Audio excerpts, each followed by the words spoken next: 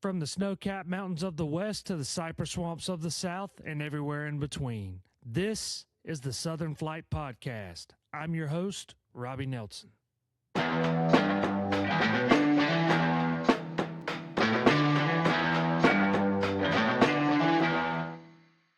You're listening to the Southern Flight Podcast.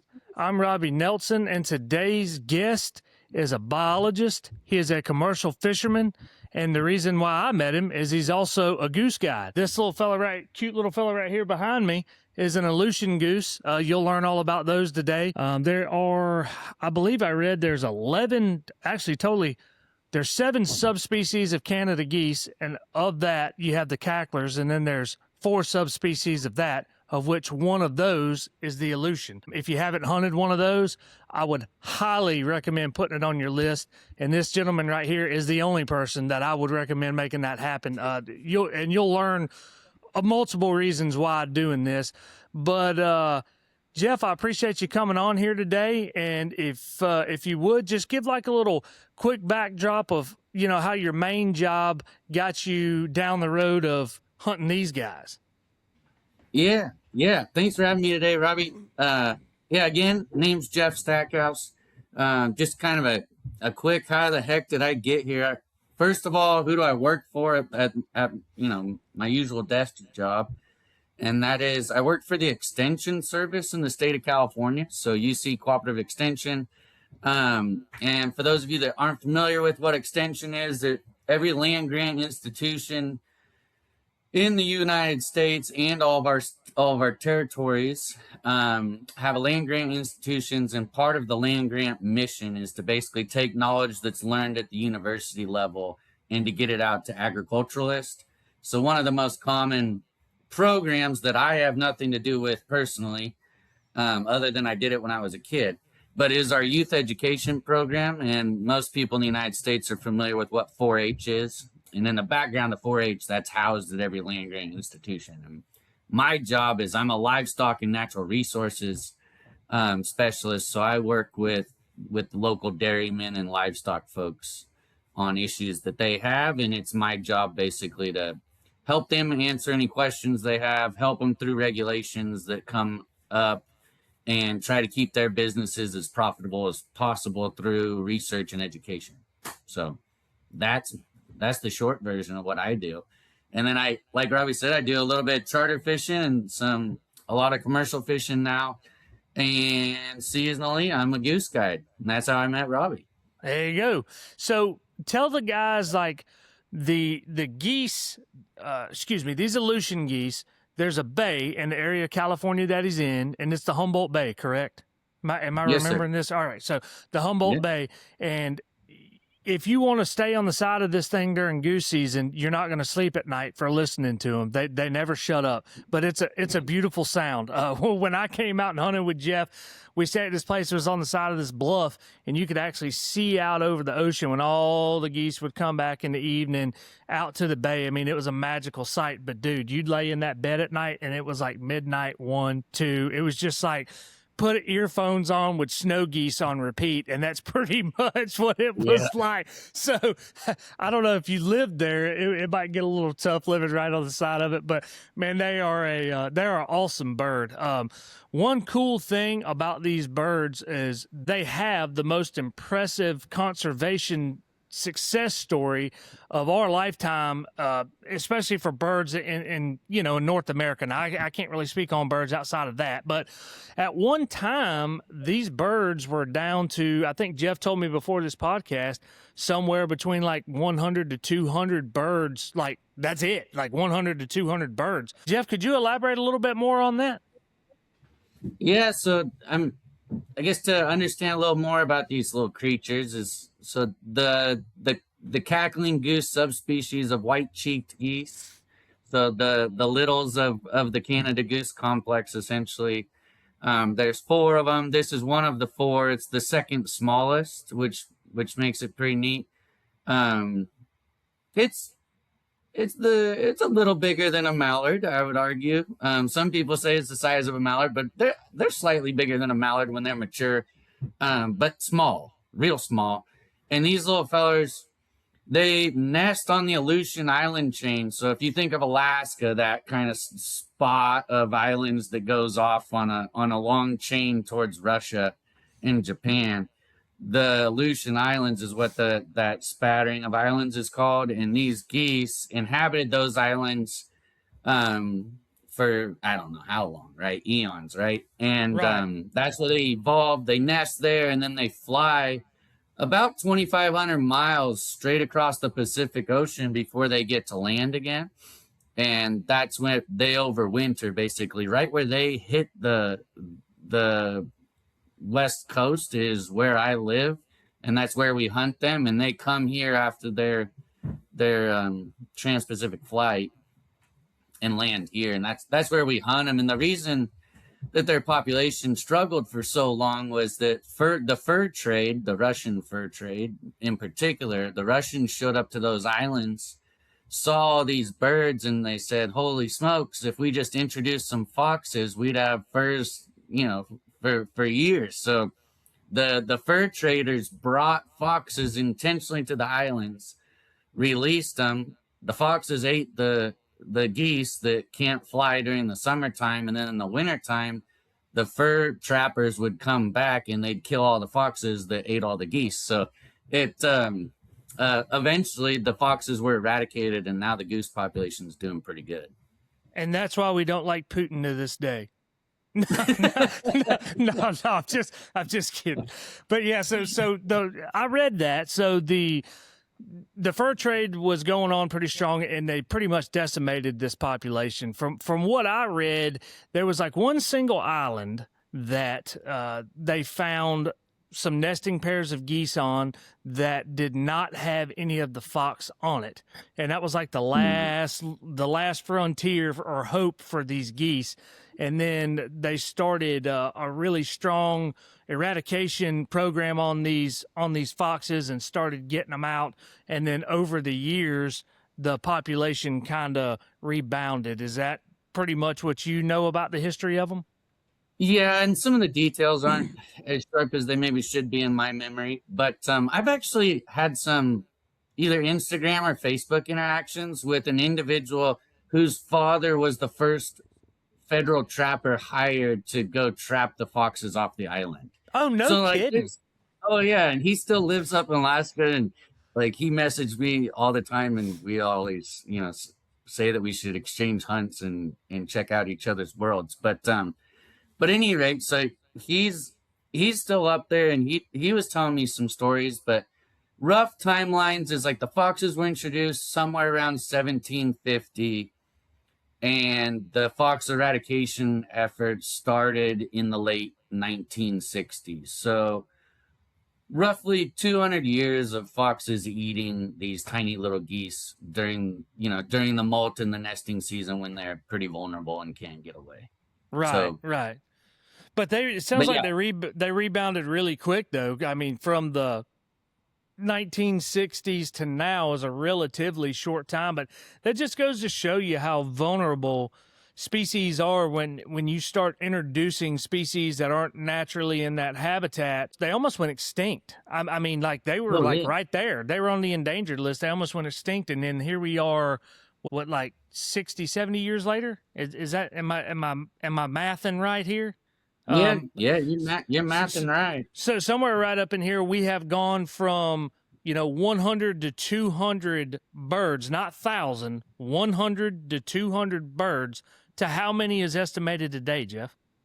Well, in the 70s when the Endangered Species Act started, there was already conservation efforts occurring before the 1973 Endangered Species Act. So they were already seeing some small successes, and by then the population was, depending on what you read, it was about in the mid 700s, plus or minus. People argue about what it was. I wasn't here, so I can't tell you. I hear you. But so at any rate, so yeah, the population then had already come back a little bit, and I think what's really interesting about what you said, Robbie, is like, yeah, humans caused this, but we kind of made a mistake. I guess a mistake. It was intentional at the time, but all we did was introduce a fox and walk away, and that was enough devastation to wipe out a population and make it go extinct It's wild. if it wasn't for interactions, right? So it's not like humans built a city on the one spot that they'd lived and we like fundamentally destroyed the environment. It's like, no, all we do is just drop off a little furry fox. Yeah, And basically, we took a lap dog and threw him out on the island and said, "Here you go, boy." Yeah. So yeah. So I don't know. Like I might have missed your question there a little bit, but what? but it is. My question was, do you know like what the estimated like current population is? What they estimated at? Yeah, I actually looked it up before the podcast. The latest was about 250,000. Or sorry, That's awesome. 205. Okay. But I don't remember what the confidence intervals are. The confidence intervals are huge, so it's something like 205,000 plus or minus 50 or 60,000 is what it is most years. Just because it's kind of a transient population that's hard to get good estimates on, and they don't band as many as they used to, so the band records that come back aren't as strong as they used to be when they needed more accurate estimates. So the less they know, kind of the more the wider they cast their net to say, yeah, we know it's somewhere between X and Y, but we think it's here at 205,000, but it could be 300 or it could be 100. But like the target population for this species is only 60,000. So as long as that confidence interval stays above 60,000 and they know they have at least, 100 plus thousand, then the feds are doing their job of protecting that species. So they don't need to spend a whole bunch of time and resources worrying about the Aleutian goose anymore. They can go concentrate on whatever else they need to concentrate on, whether it be the emperor goose or the king eaters or whatever population's in peril within the flyways, they can send their resources towards other populations in need that way. When you think about how remote Alaska is from the mainland, and then you think about how remote the Aleutian chain is from mainland Alaska, the amount of resources it would take to get out there and really fly these and get proper counts, and the cost would just be mind-boggling. It really would. Yeah. But I am very thankful to, I guess I have to say the government, because the government's the one that funded the like eradication, correct? Absolutely. Yeah. So the Endangered Species Act, when it was passed by Congress, that thing was passed with some serious teeth and some serious muscle behind it. And, there's a reason why many industries hate it, but there's also, it's the only way that some of these species came back with vengeance. Like, there's a few good examples, and the Aleutian goose is one of them. The bald eagle is another one, in the world of birders. But, Right. But yeah, that federal ESA is a serious document, and I remember reading about it in college. Well, if there's one thing that the government has done correct, that sounds like that's it. Because I tell you, I'm very happy that they have a very huntable population now, and I was able to come enjoy that and see that firsthand, because that's something that it's a part of waterfowl and a part of the country. If you haven't been there and you haven't seen it, you just have to go. It's not hunting big Canadas. It's not even like your interior lessers. They're kind of, to me, and granted, I've got a total of 4 days in my life hunting them, and you hunt them all the time. But to me, it reminded me a lot more like snow geese, but more fun. They just, they're noisy like snow geese, huge spins of them like snow geese. It was just a very, very just loud, in your face. Like when they decided they were coming, they're coming. It was awesome.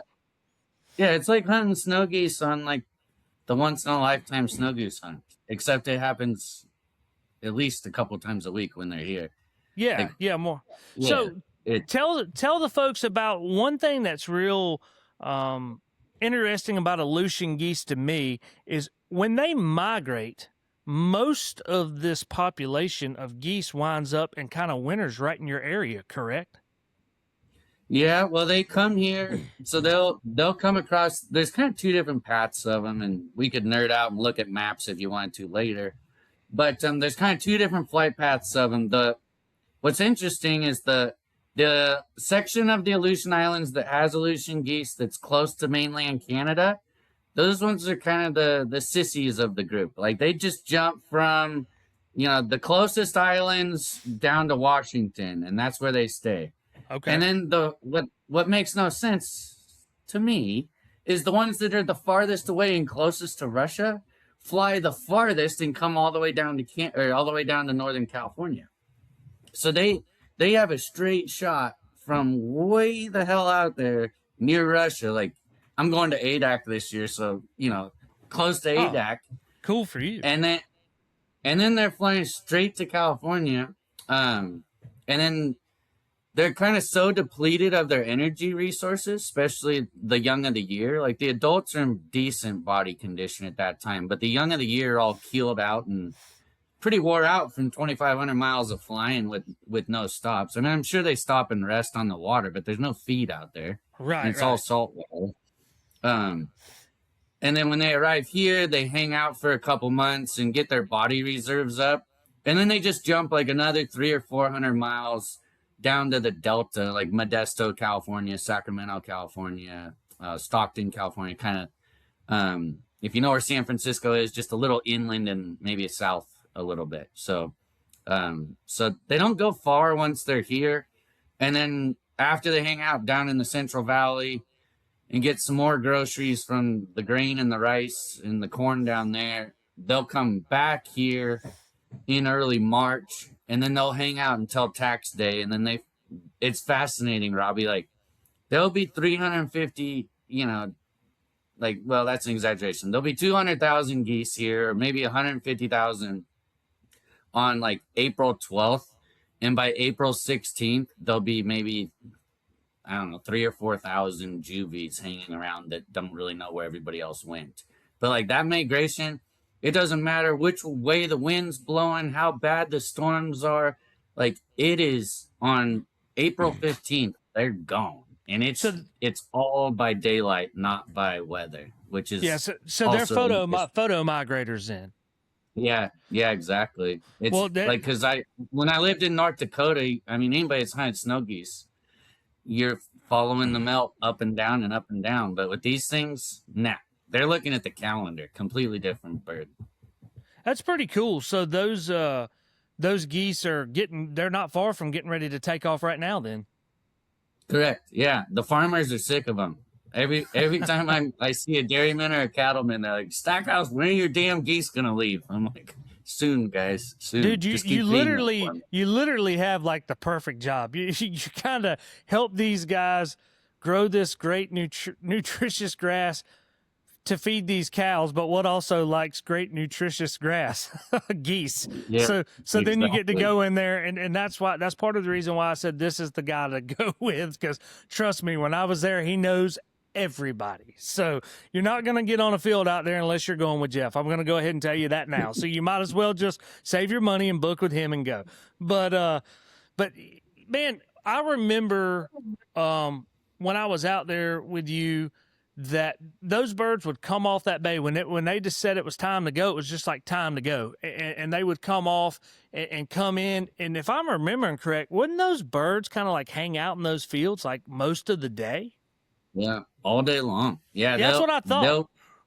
they don't go back to water in the middle of the day like most birds do. They land and they'll stay there. And even if a farmer goes out and chases them off and hazes them with a 4-wheeler or something, they'll just jump to a neighboring field and they'll sit there and loaf all day long in those fields until it gets dark, and then they'll fly back.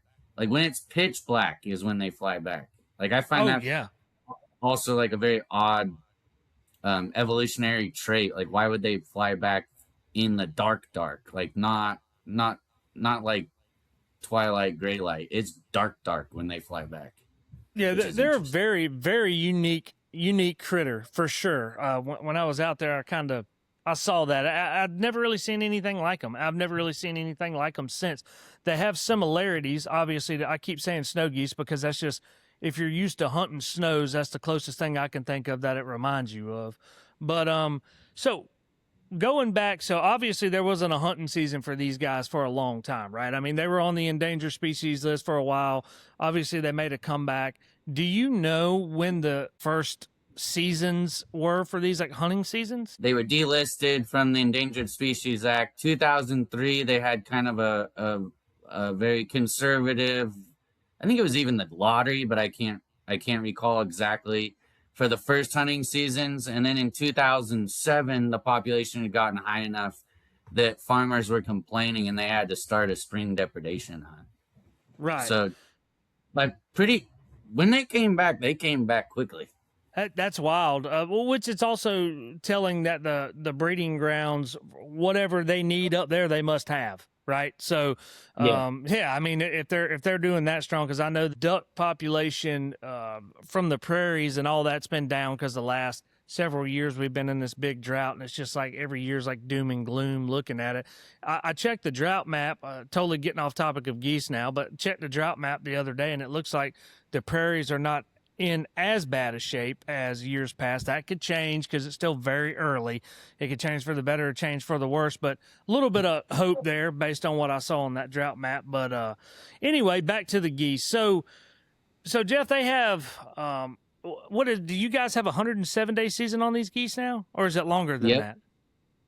107. And I know that. Go ahead. Oh, we looked into extending a little bit because the biggest kind of problem time frame for these geese being here is from they've learned that they only get shot until March 10th. So the stinking little things don't come back in real vengeance until like March 8th or 9th, like March 8th to the 12th or so is when they arrive, like by the thousands and thousands, right? And then the farming community by then doesn't have hunting as a hazing option, which is the number one tool we use to haze these things and kind of spread them out across the countryside. So once the hunting option goes away on March 10th, it costs the farmers a lot of money, and there's no kind of way to spread them out and share the burden of that. And we've looked into trying to see if the Migratory Bird Act would allow us to move that date beyond March 10th. And from all the experts we've spoken to and the research that I've done, that's kind of a hard pass. And part of that is because their nesting grounds have not been deemed like destroyed by the population. So there's plenty of room for them to grow on the Aleutian Islands and expand and go to new islands in different places. So they're hurting agriculture a little bit, but they're not hurting a natural resource, which is, in my understanding, kind of the threshold you have to get over to have a depredation hunt like we have for the white geese in the Midwest. Right. So when you look at these geese, the bulk of this population winters in basically three little areas right there, right? So you got a little small piece in Oregon, right? That a few of them go to. You're where the bulk of them are at. And then there's another little piece south of you also in California where they're at. So they really don't, because a lot of people listen to this have no idea. So these geese really don't spread out across the landscape in the grand scheme of things, right? They're kind of like pigeonholed to these few areas, correct? Yeah, and even in my little pocket of them, I'll have them the months of October, November, December. Then I'll have zero most of January, February, and like the geese that come to my region go to the Central Valley, California, to that other pocket. And then all of the geese come back to my region again, like early to mid-March. Right. So even where I am, which is like considered the stronghold of the Aleutian goose, most of January, there's not a bird to be seen. I mean, that's pretty wild. It's wild. So they just kind of transient back down there and then back up.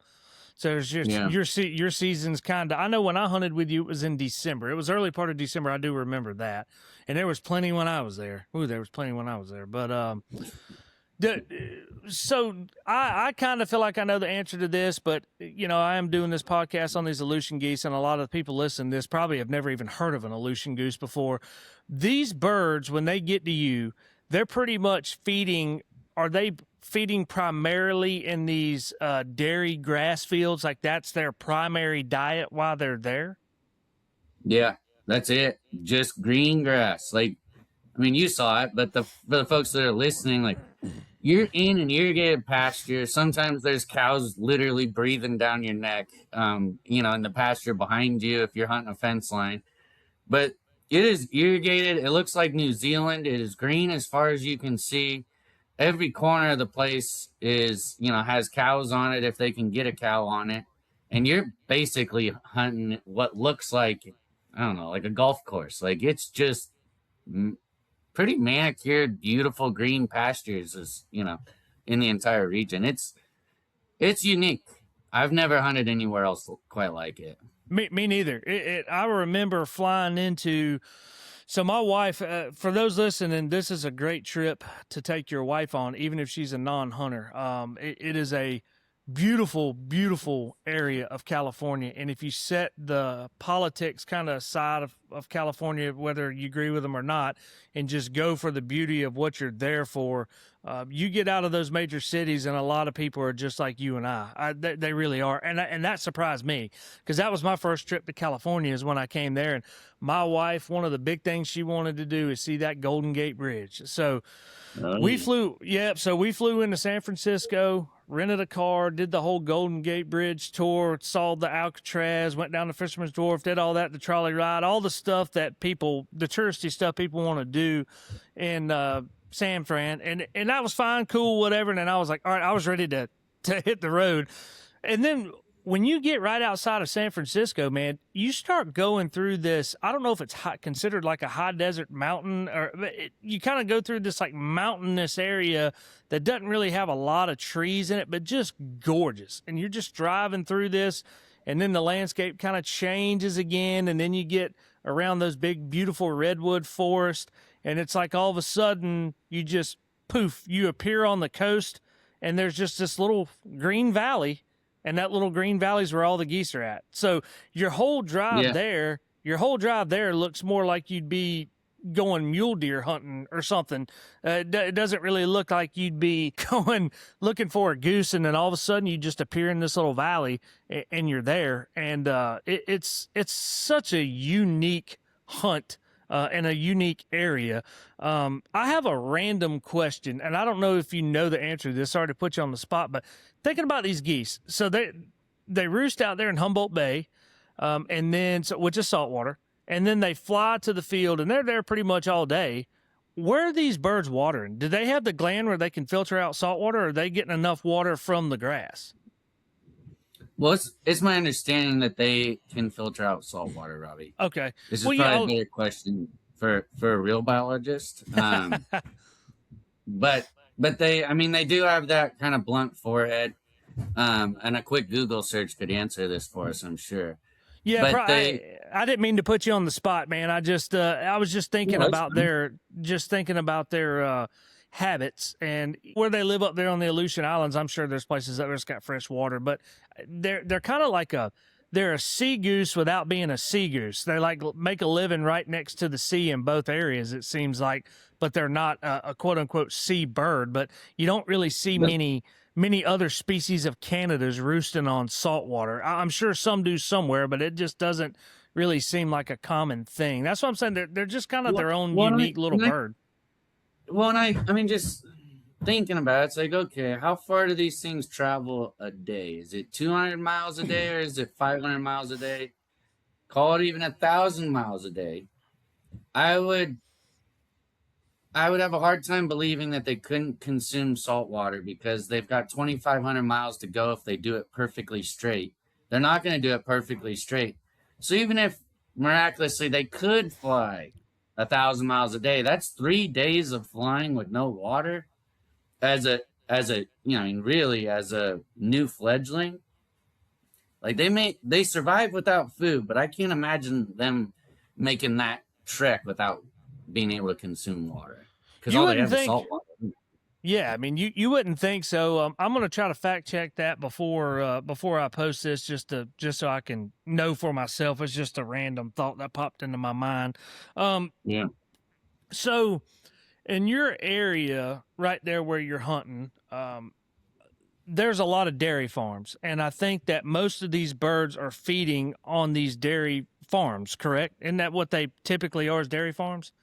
Yeah, especially in the fall because the dairies are on the best ground and they're the ones that can afford just because they're on the best ground and they have kind of a higher value commodity of milk, they can afford to run irrigation. Where most of the beef operators, which is kind of the alternative, if it's not a dairy, it's going to be beef cows. Most of those guys are on more marginal ground that is non-irrigated for the most part. So in the fall, those geese come over, they're looking for the greenest, freshest, brightest looking grass they can find, which is going to be all the dairies. In the spring, after all the rains occur in our Mediterranean climate, because it'll start raining early October and it doesn't really turn off until April or so on a normal year. By the time they come back in the spring, everything is bright green. The hillsides are green, the bottoms are green, everything looks the same.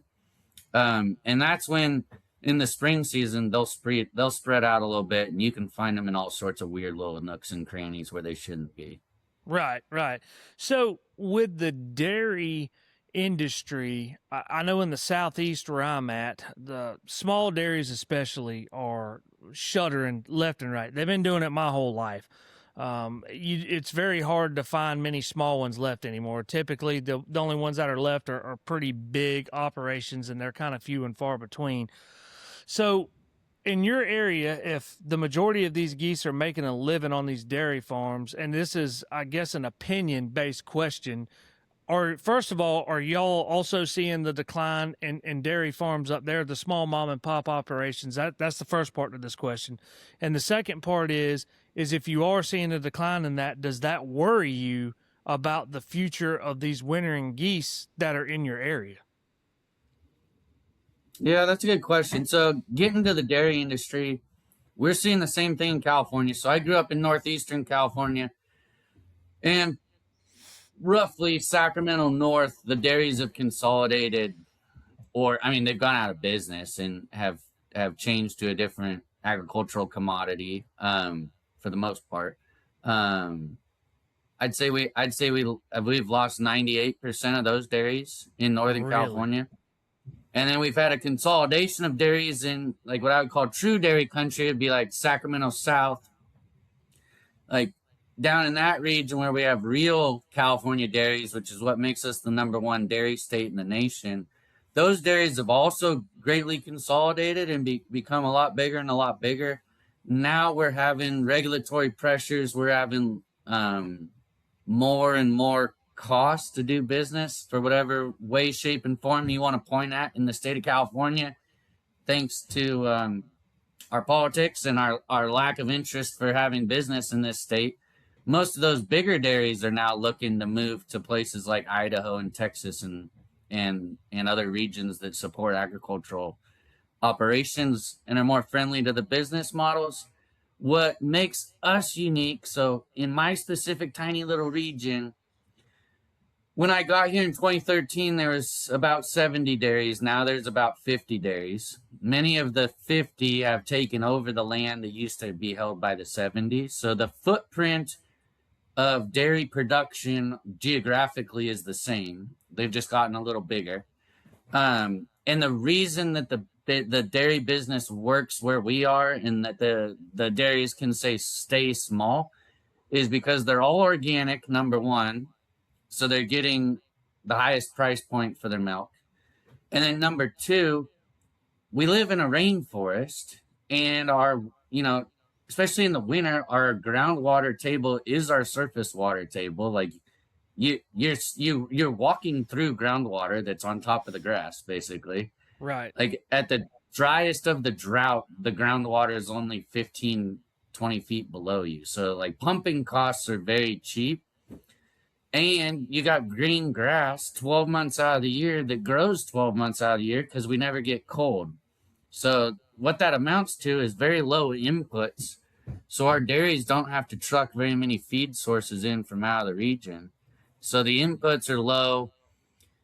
if you look at them, most of them are pretty run down, and their infrastructure is looking tired. So their maintenance cost is low because they're just deferring maintenance, and they don't need a lot of employees because they don't have that many cows.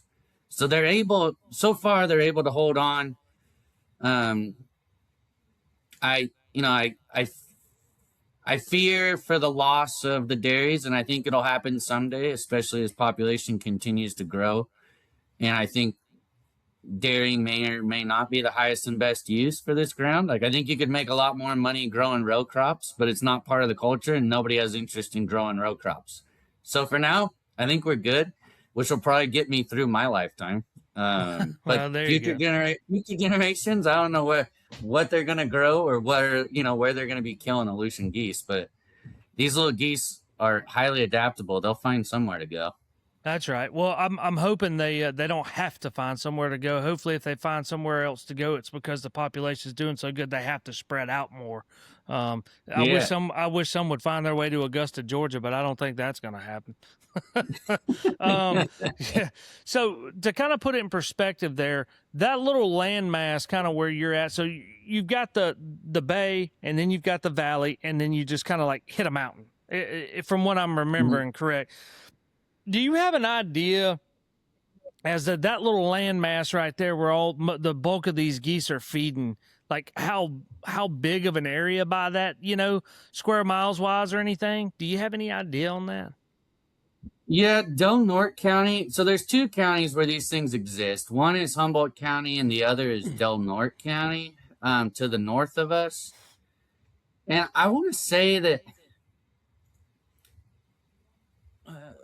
let's see here. I might have taken that slide out. I had it here, Robbie.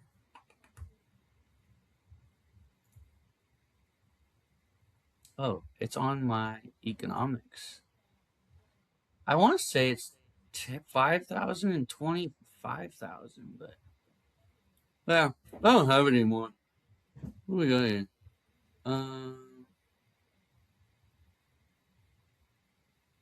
Yeah, I was exactly right. I should have just rolled with it.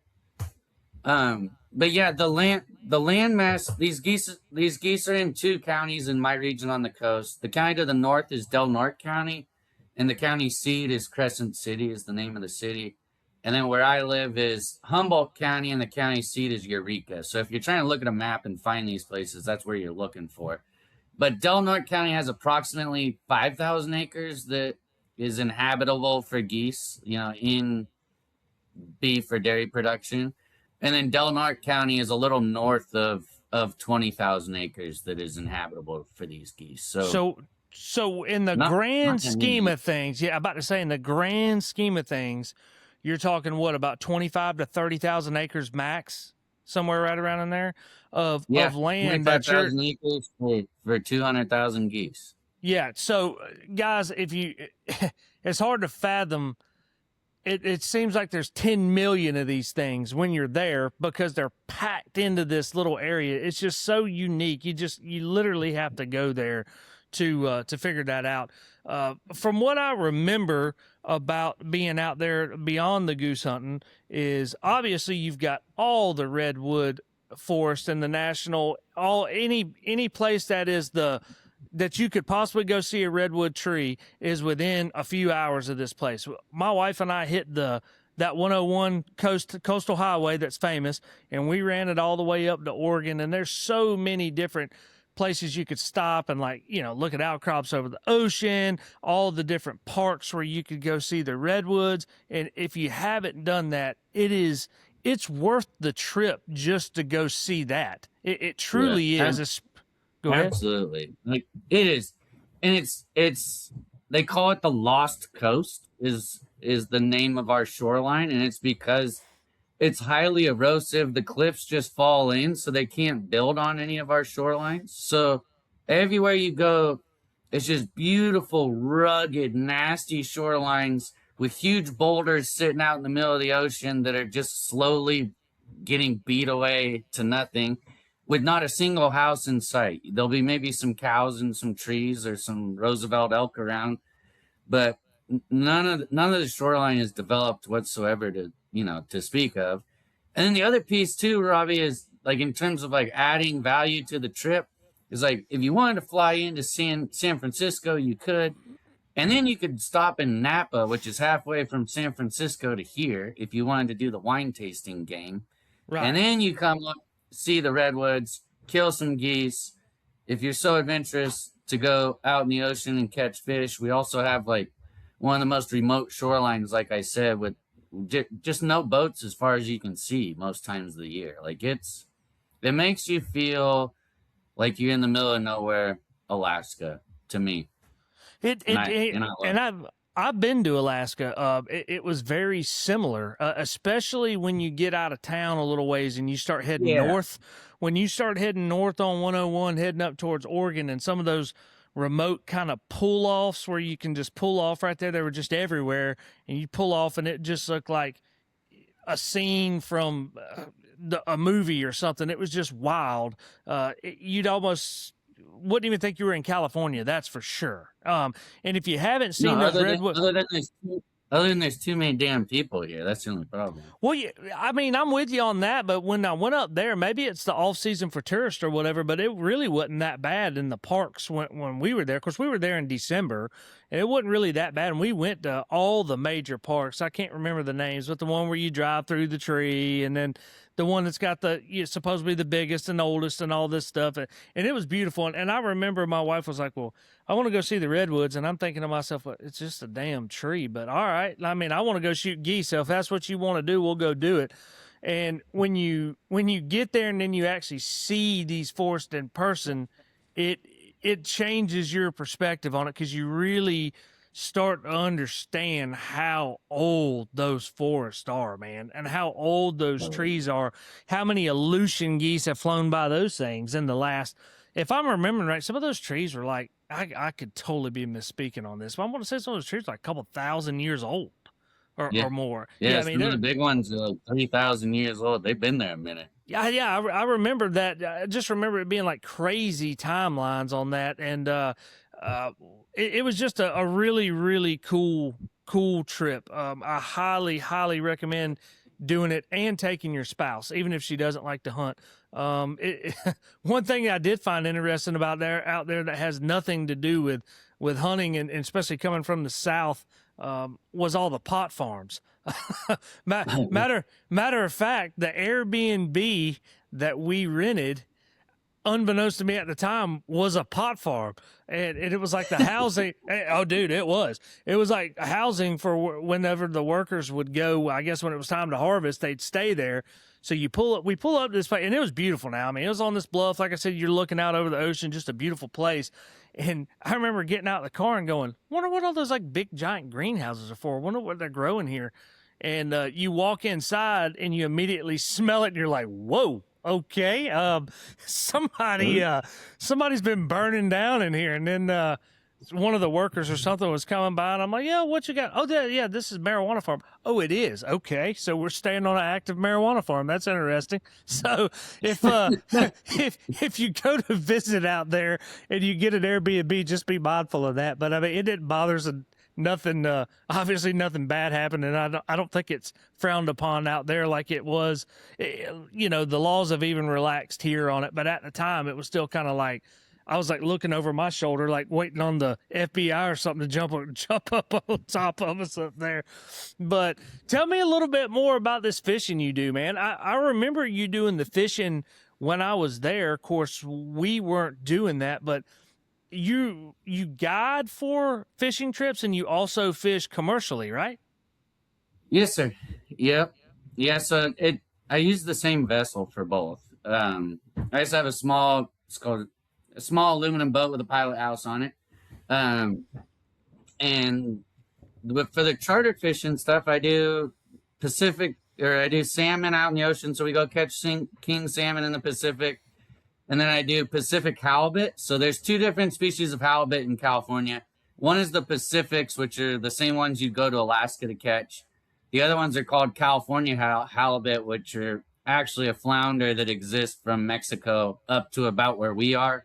And we're one of the few regions where they overlap and you can catch both. So I guide both the halibut species.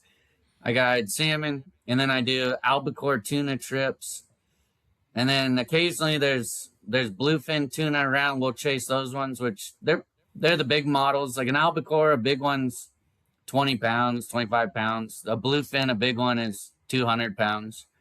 So that's kind of a unique one that we chase every once in a while. And then the real bread and butter of the region is rockfish and ling cod, which they're just a bunch of really colorful ocean largemouth bass, basically, is what they look like. And that's also what I fish for commercially. So my wife and I bought a fishing permit. Oh shoot, 18 or 19, I guess. Okay. And we fish for those things commercially, sell them to local restaurants, local stores, and then when the season's right and tourists are hitting San Francisco, we ship a lot of our fish south. So the commercial fishery is not really for the halibut or the flounder over there. It's more for the cod and the rockfish. Well, we just don't have a permit for those other species. Oh, okay. So they do some commercial fishing for them around there. You have the permit for okay. I got you. Yeah, so you have to buy a permit for each fishery. So like the other thing that I do is I also do some like sport fishing charter work for Dungeness crab, for example, which is probably our strongest commercial fishery, but I don't own a Dungeness crab permit. So I can take people fishing for fun, but I can't go catch a bunch of crab and turn around and sell them because I don't have the permit for that. So highly regulated. Before I want to come back and ask you about the fish, but you reminded me something. For people that have not had Dungeness crab, and if you like crab at all, when I went to Oregon to shoot a Euro widgeon or to chase a Euro widgeon up there, I remember walking out and putting out decoys, and water was kind of clear, and I'm walking around out there, and I look down, and I just see this meaty looking dude on the bottom of the, like waist deep water, big old crab. And I'm like, the guy who I was with was Shane, the guide. And I'm like, Shane, dude, what kind of crab is this? He goes, oh, those are dungies. I'm like, dude, y'all got those here? And he was like, yeah.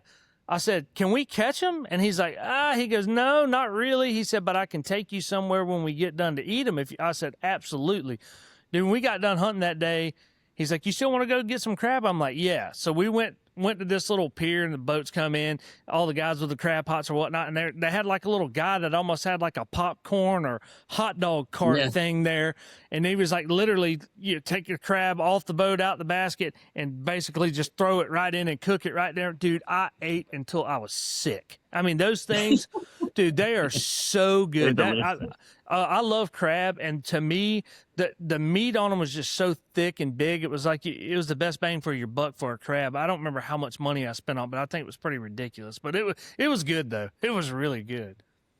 Yeah. So they're tasty morsels. Yeah, I got sidetracked when you were talking about the Dungeness. They're just thinking about how good they were. So going back to your the fishing. So what are your seasons like for those? So I'm assuming when goose season's in, I know you focus on that a lot. Does any of that season kind of overlap, or is it all kind of like separated out throughout the year? Yeah, so rockfish goes from April 1st to December 31st. So full overlap with the geese. The Dungeness crab season opens the first Saturday in November and goes until June. So a little overlap, right. November, December. And then the Pacific halibut would be the other one that would be worth traveling for. And that one runs from April 1st till November 15th. So quite a bit of overlap. And then the last one, if you wanted to really try to pull it off, like the birds aren't of quality for mounting at the time, but the hunting is really good. And that's in early October. You could double dip with a albacore tuna trip and an Aleutian goose trip. And for those of us that are like waterfowl enthusiasts that like to, like not necessarily the collecting crowd, just the hunting crowd, there's nothing closer that you can relate to like a really good waterfowl hunt in terms of fishing than a really good tuna trip. Like we'll go out there and catch anywhere from, like I always say a good day is in the double digits, but anytime you can catch anywhere from 10 of them to 100 of them in a day, it's it's quite the adventure. It's super I fun. I bet it is. So I didn't realize those geese showed up quite that early. So they're there all the way in October, huh? Are they in like pretty good Yeah, numbers then? yeah. Our season opens the first Saturday in October, and when we just changed the season as a background for folks, the season just changed a couple years ago. I was integral in organizing that. And part of it was because we were in a drought and the geese were hammering the dairy pastures, and there was no way to spread them out because hazing, again, is their main way of spreading the geese out. The season used to open roughly November 8th or 9th, but the geese get here roughly October 8th or 9th. So now the season, I was a huge proponent of having the season open the second Saturday in October. I had to give a little bit on my stance. Now it opens the first Saturday in October.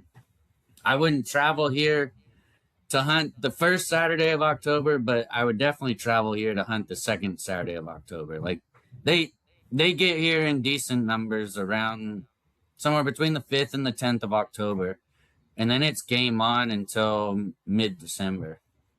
I bet when they first show up too, they are hungry, buddy.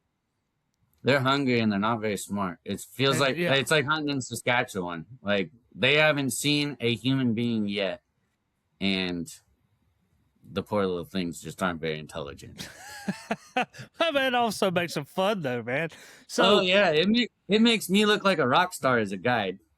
hey, man, I'm all about it, dude. I mean, you look like Yeah. a rock star when I was there, man. We had some great days. I think I hunted 4 days with you. And I think we got our birds.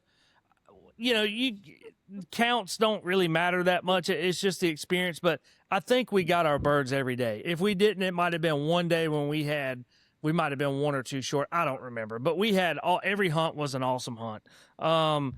Just for the guys at home that kind of don't know, I know that I've seen you do it, and you may have changed some since then. What kind of spreads are you typically running to hunt these geese? Because, I mean, guys, a feed of these geese could be, and correct me if I'm wrong, Jeff, but like a normal feed of these could be what, 10, 15,000 in a feed?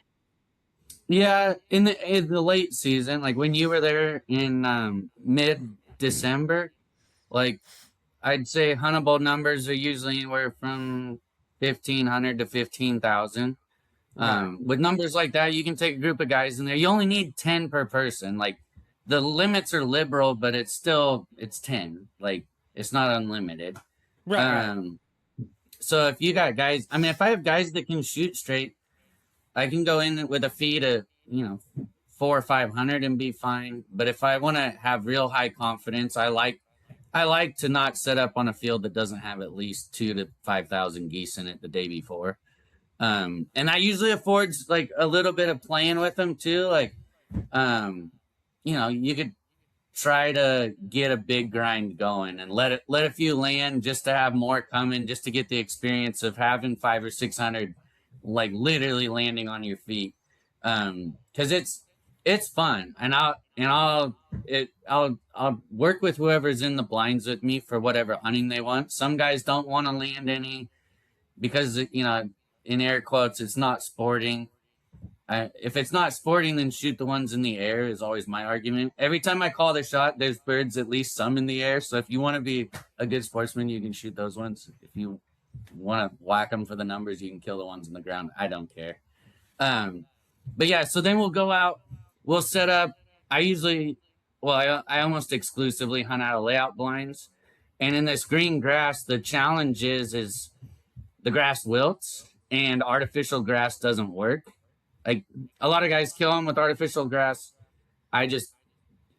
It's one of those things that you don't have to do. All you have to do is work a little more and use real grass, and you'll look perfect instead of artificial grass and being worried about it all day.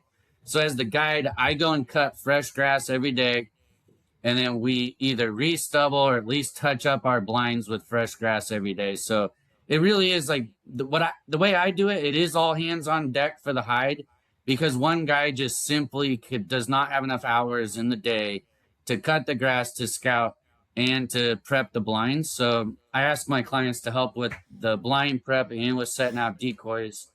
Typically, we'll drive into the field with the pickup as long as it's dry enough, just with a small enclosed trailer. Throw out anywhere from 60 to 150 full body decoys and line up the blinds and get in and, do what we can do in terms of the hunt. So that's, that was one. I asked you that, and I had a reason behind asking you that. Part of which I wanted the guys to know, but the other thing was that surprised me.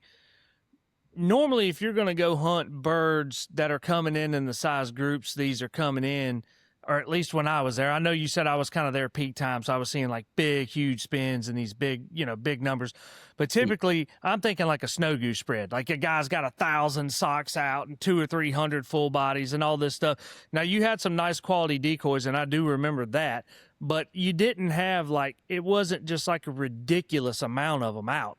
no. And you talk about, some guys not wanting to land them. I know you remember this because you actually you showed me a picture of it earlier, and I didn't even know that you had that picture. But the spins. So I don't know where this say.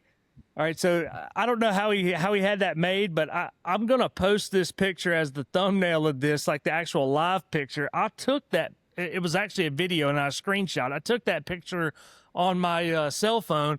I was laying in the blind, and this was like day number 3, and we had shot a bunch of these things at this point, and Jeff's like, if you want to see something cool, just let this group land, man, and let's just let them work. And I'm like, perfect. So I grab out my phone, and I'm laying in the layout blind, and I've got it out. And the video, I think, is like 1.5 minutes long, and it is 1.5 minutes of a solid wall of geese as far as you can see landing in the decoys. And I was like mesmerized. I didn't have my hand anywhere near my gun. And then finally at the end of this, that kind of naturally, I think some geese got nervous or whatnot, so they naturally got high-headed and started to jump. And when they started jumping, you yelled, "Kill them!" And I was nowhere near ready. I didn't have my gun anymore. My hand wasn't on my gun, but I'm so glad I captured that, man. It was just, and that goes to show you a lot of times. I think Pat Pitt told me yesterday, he said there's a lot more to hunting than pulling a trigger. And that was one of those instances that it was a sight to see, and a sight I can close my eyes right now and take myself right back there, and I'll never forget it. So, and Pat's hunted with you quite a bit. Yeah, Mr. Pitt's been out here. Oh, we tried to count. We were together in Mississippi 2 weeks ago now, maybe 3 weeks ago. And we were trying to figure it out. I think it's been 5 or 6 times. He's been out with me with different guys, and he's always good at timing it right. Pat Pitt brings the Pat Pitt luck, so it's always good to have him here. But yeah, getting back to like these little things are so special. Like they decoy right, and the one challenge of them is the amount of scouting it takes to really pin them down and get them figured out, because they care way more about the X than they do about the decoys. Like if I want to hunt these things, if I have guys cancel or they drink too much the night before and they don't show up and they no-show me and I'm out there by myself, literally, Robbie, I'll drag a blind with like 3 to 6 decoys in it with my dog, and that's all it takes. Like a little bit of calling. If you have to, you can flag once or twice. But to be completely blunt, most of the time the decoys are just for show for the clients, because nobody wants to sit there with 6 blinds and only 3 decoys. So, like, I think the decoys help. I don't ever use them when I'm by myself. So those birds are that keyed in on that X, huh?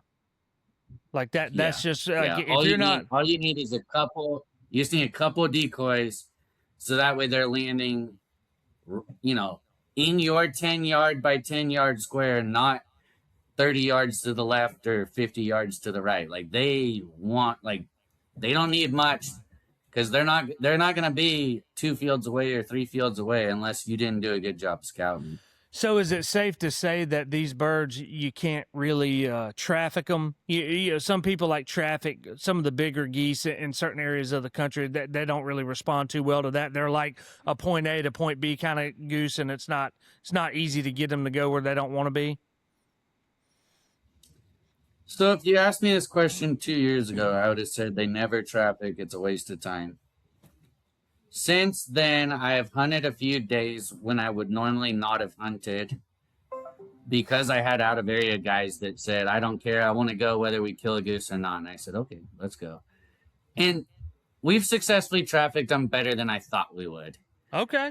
Never completely, got into them and annihilated them, but you can kill 7, 8 birds a day trafficking them. You're just not going to be eating breakfast at 8 o'clock in the morning, with limits of geese. Right. So right. I get spoiled because of the opportunities that I have. But I think that they traffic better than I give them credit for. Right. That if you had to Or at do it, least you could than probably I kill did. you could probably kill some, but I know, you've got the relationships there and the connections there with the right places. Since I've been there, considering that is a pretty small area, has your pressure gotten pretty tough, or is it still manageable Yeah, because it has gotten tough? it's gotten a lot more pressure in this part of the world. Um, Yeah. I don't like everywhere. If it's good, social media is gonna ruin it. So, Right. Right. but Yeah, I guess but that it's doing a it's podcast on it, also right? yeah. I mean that too. But it's also like interesting. It's seasonal pressure. Like so, our deer season, for example, we hunt blacktail here, and our deer season runs from the last Saturday of August until the second Saturday of October, I think. So like October 15th or thereabouts. I don't have to worry about pressure on geese until after the deer season closes. And then hunters are switching species and they start showing up. And then I also, Robbie, have gotten to where I will not take out of state clients anymore in the spring. You Because in the won't take spring, them in the there's spring. nothing else to no, because the pressure gets too bad. So you just get too many. There's no other hunting to be had on the West Coast. There's like very little spring depredation goose hunting. So all the waterfowlers want to come to Northern California for that late season. And it's just like I get some good hunts in, but it's not consistent enough to have people buy plane tickets. So like I'll take local guys or guys that can drive up from San Francisco that are already here. But I call it I call it my on-call list in air quotes, and it's if you're within driving distance, I'll call you, I'll give you an invite, and I'll just keep calling people until the blinds are full. But I don't like the pressure to try to perform 3 or 4 days in a row during that season because the pressure is just more than the birds can handle. And at that point, they've also So been hunted for 100 days too, so they're definitely getting a little yeah, bit more. exactly, Yeah, yeah. I mean, it's the same thing with exactly like right. that spring snow goose season. It's yeah, if you hit those snow geese in Canada in September, that's a different animal than trying to hit them in February and March in Arkansas. So two totally different Yeah. animals at that point in time. Well, and Well, the, but and the difference yeah, between me and a lot of other guides is I have a full-time job. So I don't I'm not going to take your money if the hunt was a flop. right. So like if the geese switch fields and we don't kill anything, I'm not going to charge you for it. I'm just going to go to my real job for the rest of the day. I But respect the I hell don't. out of you for that. Yeah. So for me, it's like I'm not going to take a group of guys hunting if I know it's going to suck. Like, and in the spring, it's just not consistent enough to have folks because the amount of burden that like weighs on my shoulders by having people sit in their hotel rooms and not hunt is like I lose sleep over that at night, and I the spring just isn't worth it anymore. I Yeah, retired from that. I wouldn't So, want the pressure of it. I know that obviously we came from Georgia and we had a great trip, and I know several people that's been with you now. I think I've sent a few of them to you. I know Pat sent a bunch of them to you, and everybody's had a great experience. So I mean, I know I know you know what you're doing, and I know that you have the right places. It's still hunting though, and there's still wild birds. It isn't a canned hunt. yeah. They do all live in that valley. Well, I say they live there. They do all frequent that little valley right there, and it is a fairly small area, but they can still get away from you. I mean, that's just hunting. Um, Right. yeah. That's why we do it. If it was guaranteed every time, I wouldn't travel to go hunting. Hell, I don't know. I might try Right? it. I might try for a season and see if it was guaranteed. But no, it's what makes it. You got a lot of folks. You got a lot of folks in your part of the world that have apiaries, don't you?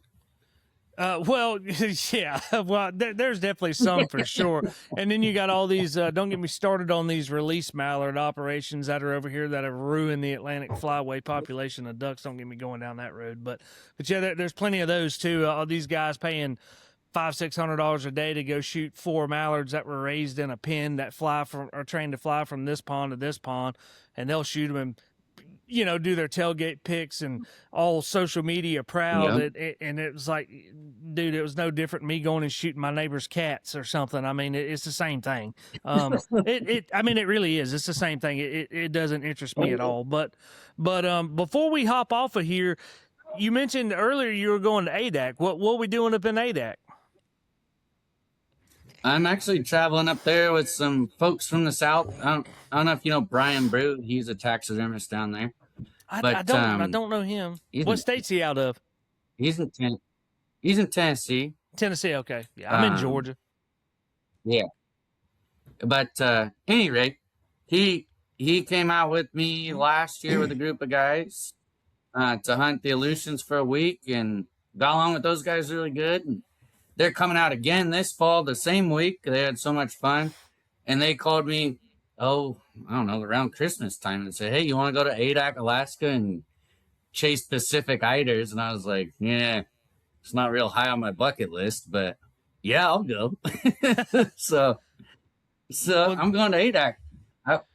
I try not to say no to any invitation. So a buddy of mine, a buddy of mine that actually wants to come shoot these Aleutian geese at some point. As a matter of fact, he asked me for your number. I guess it was this past season, but I think you were booked. I think they called you a little late. He's a really good guy. His name's Chad Umani. You may remember talking to him, maybe not. He's a regional director for DU over in Utah. Anyway, he's a good guy. He'll probably end up over there with you at some. Yeah, he'll probably end up over there with you at some point. But he went and got that Pacific eider up there this year, and I remember seeing the pictures of him, dude. That is a giant bird. If I'm not mistaken, the Pacific eider is like the largest duck in North America, I think. I think you're right. I mean, I've just seen a couple mounted at Pat Pitt's house, and I was shocked at how big those things were. Dude, they're hammers. They're sweet. They're a sweet looking bird. It's just getting to and from ADAC that I'm not excited about. Hunting the eiders and experiencing ADAC Alaska sounds rad, but all the nightmares I hear about getting to and from in the middle of January, I'm like, ooh, man, that sounds like a cold place. Emily and I just went to Newfoundland this year and got what'd you do there? Borealis in our we got our Borealis in our commons. Oh, nice, nice. Yeah. So that was a good trip. So kind of unplanned was a bunch of eider trips all back to back. So after freezing to death on 2 winter vacations, I'm gonna be ready to go somewhere warm after ADAC. I heard that. Who'd y'all go hunting with up there? What in Newfoundland? Yeah, it was the southern tip of Newfoundland. Chris Farrell's the gentleman's name with Marguerite Outfitters. Yeah, I've heard of them. Y'all have a pretty good experience up there? Yeah, we got our birds. The weather sucked, but it was a good experience.